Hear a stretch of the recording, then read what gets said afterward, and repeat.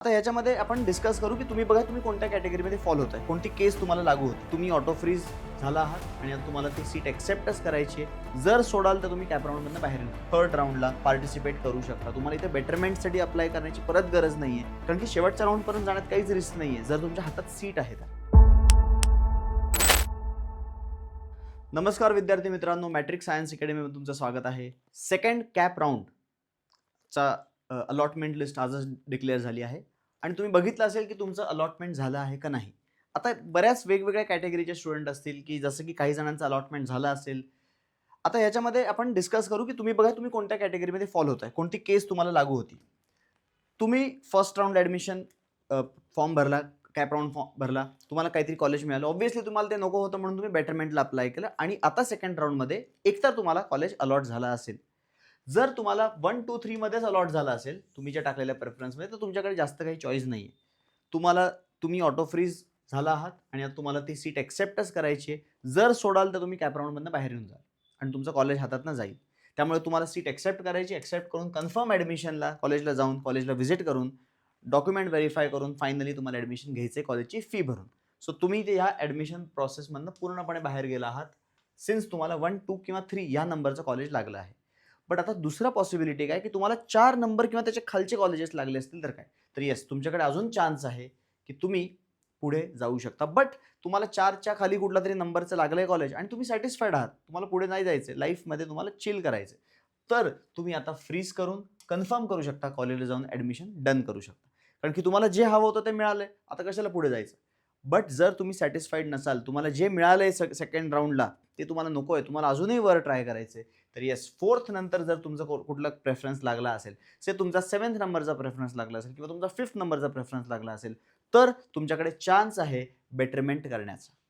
But आता betterment करायचं का नाही करायचं हे कसं डिपेंड होणार आहे, की जर तुम्ही फर्स्ट राऊंडला जे कॉलेज तुम्हाला लागलेलं तेच परत रिटेन झालं असेल, बेटरमेंट नाही, अलॉट नसेल झालं, तेच रिटेन झालं असेल, तर बेटरमेंट करायची गरज नाही. ऑलरेडी तुम्ही बेटरमेंट करूनच आलाय.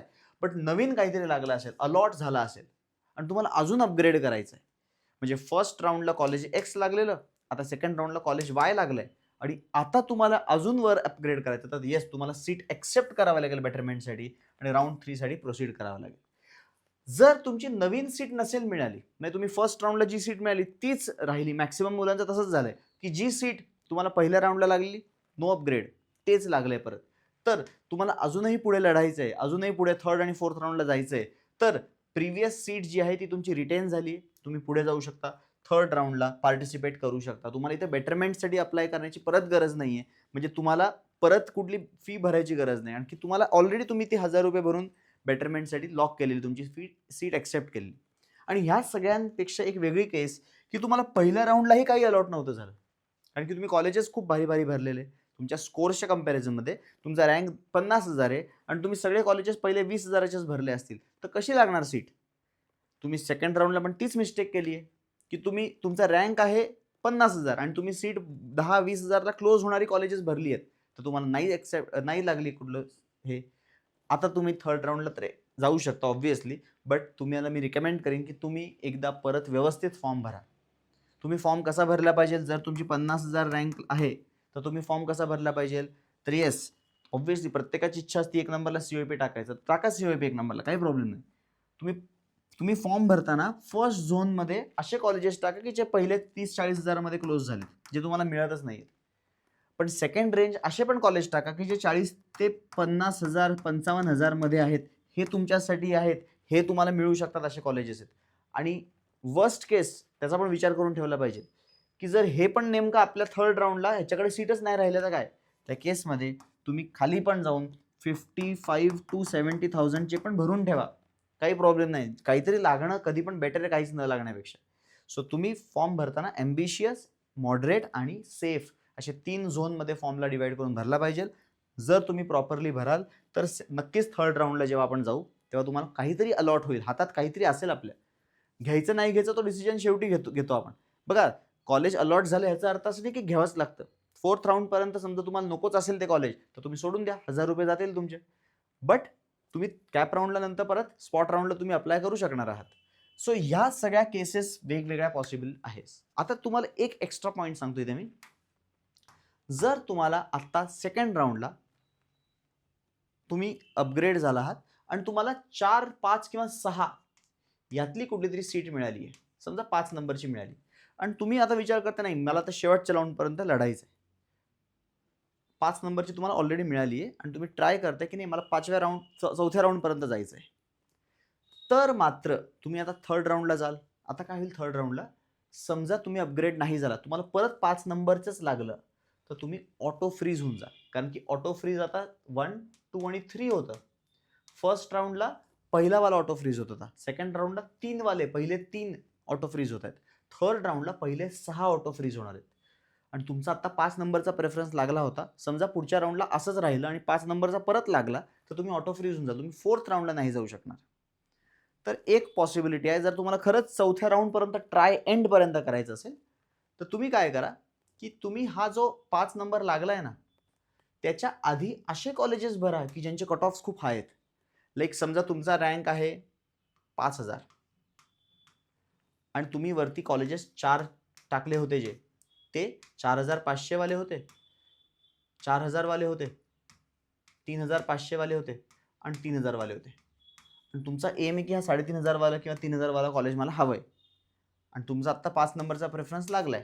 नेक्स्ट राऊंडला जेव्हा आपण जाऊ, समजा प्रेफरन्स तुमची लिस्ट वर नाही सरकली, तर तुम्हाला परत हाच कॉलेज लागेल आणि 5 नंबर 1 to 6च्या आत येतोय ना तो लॉक होऊन जाईल. सो बेटर काय आहे की तुम्ही भरताना पहिले ते 2-3 असे भरा, like COEP CS, VJTI CS, हे असे कॉलेजेस आहेत, सरदार पटेल CS, असे कॉलेजेस आहेत जे पहिल्या हजारातच क्लोज झालेत. ते तशी आपल्याला मिळणार नाही आणि मिळालं तर नुकसान पण नाहीये. सो ते भरल्यामुळे आपला हा जो 5 नंबर आहे ना, तो खाली येऊन जाईल, 7-8 नंबर होऊन जाईल. आणि समजा नेक्स्ट राऊंडला जरी अपग्रेड नाही झालं, तर आपला नेक्स्ट राऊंडला 7 नंबरचा किंवा 8 नंबरचा प्रेफरन्स लागेल आणि तो 8 नंबरचा जेव्हा प्रेफरन्स लागेल आपल्याला, तर आपल्याकडे एक चान्स राहील की मी फोर्थ राऊंडला पण जाऊ शकतोय, कारण की मी ऑटो लॉक नाही होते. हे फक्त त्यांच्यासाठी व्हॅलिड आहे. खूप कमी लोक असे असतील की ज्यांचा 4, 5, 6 नंबरचा प्रेफरन्स लागला आहे आणि तो लागला आहे, तर तुम्हाला नेक्स्ट राऊंडला जाऊ शकता तुम्ही, कारण की 1 to 3 लाच ऑटो लॉक होत होतं. बट नेक्स्ट राऊंडला तो रूल चेंज होतो. नेक्स्ट राऊंडला 1 to 6 मध्ये कोणताही लागलं ना, तुम्ही ऑटो फ्रीज होणार आहात. त्यामुळे पहिले 6 तर असे भरा की जे नक्कीच नाही लागणार. म्हणजे तुम्ही 6च्या बाहेर राहाल आणि 6च्या बाहेर राहिल्यामुळे तुमच्याकडे एक चान्स तरी राहील, थॉट तरी देता येईल की मला अजून एक राऊंड आहे, अपॉर्च्युनिटी आहे अजून एक राऊंडला जाण्याची. कारण की शेवटच्या राऊंडपर्यंत जाण्यात काहीच रिस्क नाहीये, जर तुमच्या हातात सीट आहे तर. सीट हातात असताना लास्ट राऊंडपर्यंत तुम्ही जायला पाहिजे, काही प्रॉब्लेम नसतो. आणि एक ॲडिशनल पॉईंट असा आहे की लास्ट राऊंडला तुम्ही जात असताना तुमची जी हातातली सीट आहे ती कुठे जात नाही. ऑब्व्हियसली तुम्ही समजा पहिल्या राऊंडला तुम्हाला एक XYZ कॉलेज मिळालंय आणि तुम्ही लास्ट राऊंडपर्यंत अपग्रेड करताय आणि कुठेच अपग्रेड होत नाही, तर ही सीट तुमच्या हातातनं कुठेही जाणार नाही, ती सेफ आहे. सो सेफ असल्यामुळे आपण एंडपर्यंत या सीटला घेऊन जाऊ शकतो. एकदम सेफ आहे, याच्यात काहीच लॉस नाही. आणि एक अजून महत्त्वाची गोष्ट, काही जणांना असं वाटतं की नाही सर, मला जे कॉलेज पाहिजे ते मी 1 नंबरला टाकलं ना, तर ते मिळण्याचा चान्स जास्त असतो. असं काही नसतं. सॉफ्टवेअर काय चेक करतं? सॉफ्टवेअर चेक करणार आहे तुम्ही भरलेली लिस्ट. तुम्हाला पहिलं जे मिळतं असेल तर देऊन टाकेल. ते नसेल मिळत तर 2 नंबरला येईल. ते मिळतंय तर देऊन टाकेल. ते नसेल मिळत तर 3 नंबरला येईल. असं करत भरणार आहे. आता समजा तुम्हाला जे पाहिजे कॉलेज, ते कॉलेज तुम्ही वर टाका का खाली टाका, तो सिक्वेन्सनीच येणार आहे. त्यामुळे वर टाकल्याने जास्त चान्स, खाली टाकल्याने कमी चान्स, असं काही नाहीये लॉजिक याच्यात. ह्याच्यात एकच गोष्ट आहे की तुम्हाला जे कॉलेज हवंय त्याच्यापेक्षा तुम्हाला जे कॉलेज कमी हवंय ते वर नाही टाकलं पाहिजे. टाकताना तुम्ही प्रेफरन्स लिस्ट, प्रेफरन्सचा अर्थ समजतो का? प्रेफरन्स म्हणजे जे सगळ्यात जास्त हवंय ते 1 नंबरला हवं. त्याच्यापेक्षा थोडंसं कमी चालेल 2 नंबर, त्याच्यापेक्षाही थोडंसं कमी चालून जाईल 3 नंबर, त्याच्यापेक्षाही कमी चालून जाईल 4 नंबरला. 5 नंबर, 6 नंबर असं प्रेफरन्शियली खाली यायला पाहिजे. असं नाही झालं पाहिजे की फॉर एक्झाम्पल 10 नंबर आणि 8 नंबरच्या कॉलेजमध्ये 8 नंबरचं कॉलेज सर नकोय मला, 10 नंबर भारी वाटतंय. अरे मग ते भारी वाटतं ते आधी वर आलं पाहिजे होतं. सो लिस्ट भरताना एवढी काळजी करा की कोणतेही 2 घ्याल तुम्ही कॉलेजेस तुमच्या लिस्टमधले, तर वरचा कॉलेज हा खालच्या कॉलेजपेक्षा भारीच असला पाहिजे तुमच्या मताप्रमाणे. तुम्हाला वाटलं पाहिजे की हां, हे वरचं भारी, हे मिळालं तर चालेल, हे मिळालं तर नाही चालणार. ह्या दोघांमध्ये कंपेअर करताना कोणतेही 2 घ्या, कोणतेही 2 पेअर उचलाल तुम्ही, तर वरचं भारी वाटलं पाहिजे. ठीक आहे? असं जर तुम्ही फॉर्म भरलाय तर तो बरोबर आहे, काही प्रॉब्लेम नाही. आय होप तुम्हाला हा इन्फॉर्मेटिव्ह व्हिडिओ वाटला असेल. असेच अजूनही व्हिडिओज राऊंड 3, राऊंड 4, राऊंड 2चे पण जे कट ऑफ्स आहेत त्याच्यावरती पण डिस्कशन करणार आहे मी. कमेंट सेक्शनमध्ये सांगा कशावरती व्हिडिओ बनवले पाहिजे. नक्की बनवण्याचा प्रयत्न करेन. Thank you so much.